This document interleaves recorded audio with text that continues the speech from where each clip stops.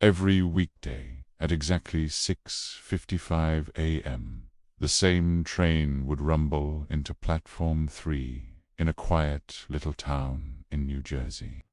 The platform would be dotted with commuters, a silent army clutching coffee cups, their minds still half asleep, preparing for another day in the city.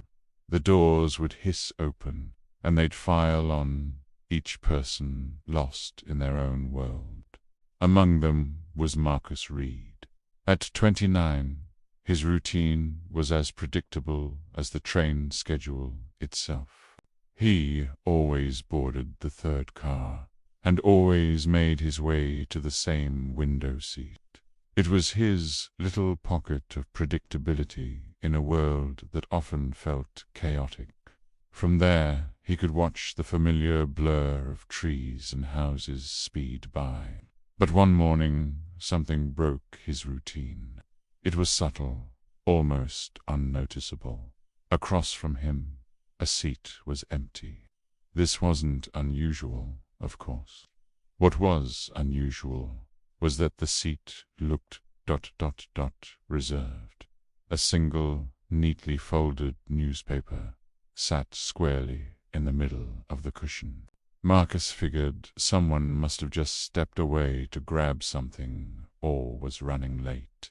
He didn't think much of it, but the next day it was there again. A different newspaper, but the same empty seat. And the day after that, and the day after that. For a full week, Marcus watched this strange ritual unfold. The train would fill up, people would stand in the aisle, but no one ever touched the newspaper or took the seat. It was like an invisible force field surrounded it. His curiosity grew into a small obsession. Who was saving this seat, and why did they never show up? Was it a forgotten tradition, a strange inside joke? His mind raced with possibilities. He imagined a secret agent leaving a coded message, or a lover saving a spot for a partner who never arrived. The mystery of the empty seat became the most interesting part of his daily commute. Finally, after 2 weeks of silent observation, he couldn't take it anymore. The morning train pulled in. The commuters boarded, and there it was again, a crisp copy of the day's paper, guarding the empty seat. Marcus took a deep breath, his heart thumping just a little faster. He leaned forward, his hand hesitating for a moment before he gently lifted the newspaper. Underneath, written in the margin in elegant, old-fashioned handwriting, was a small note. It was just a few words, but they hit him with surprising force. The note read, "For anyone who needs a quiet place to sit." A strange warmth spread through Marcus's chest. It wasn't a secret message or a tragic love story. It was something simpler, and yet infinitely more profound. It was an act of quiet, anonymous kindness. The idea that someone would go out of their way every single day just to offer a moment of peace to a complete stranger was deeply moving. The next day, Marcus decided he had to solve the final piece of the puzzle. He arrived at the station 15 minutes earlier than usual, his eyes scanning the platform. He watched as people began to gather. Then he saw her. An elderly woman, probably in her late 70s, with kind eyes and a gentle smile. She moved with a slow, deliberate grace. She was one of the first to board the train. Marcus followed her at a distance. He watched as she walked to the very seat he had been fixated on. She carefully placed a fresh newspaper on the cushion, smoothing it out with her hand.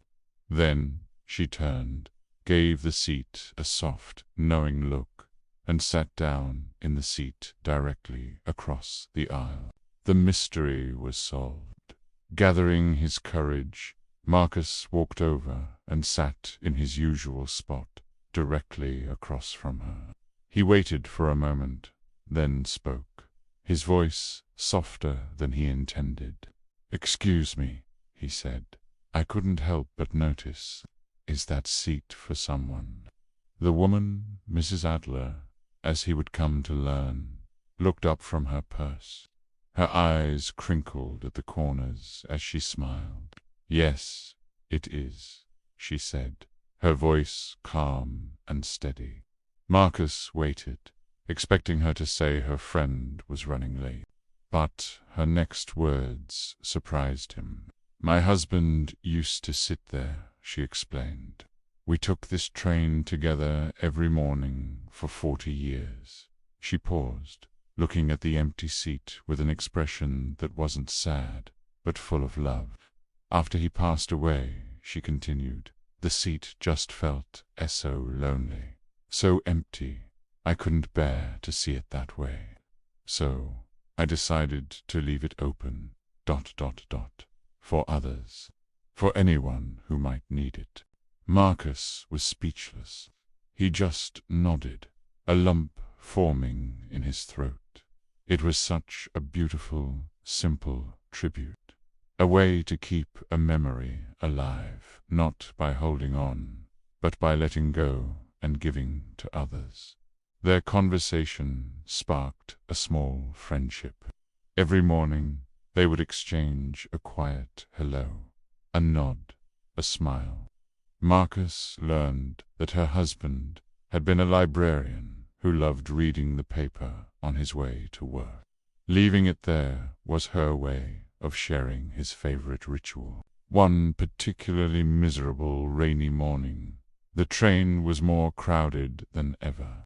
Water dripped from umbrellas, and people were packed shoulder to shoulder in the aisle. The doors hissed open at one of the later stops, and a young woman in nurse's scrubs boarded. She looked utterly exhausted, her face pale and her shoulders slumped.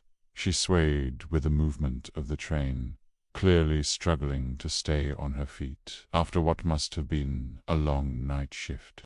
People shuffled, but no one offered her a seat. Then Marcus remembered. He caught her eye and gestured toward the empty seat across from him.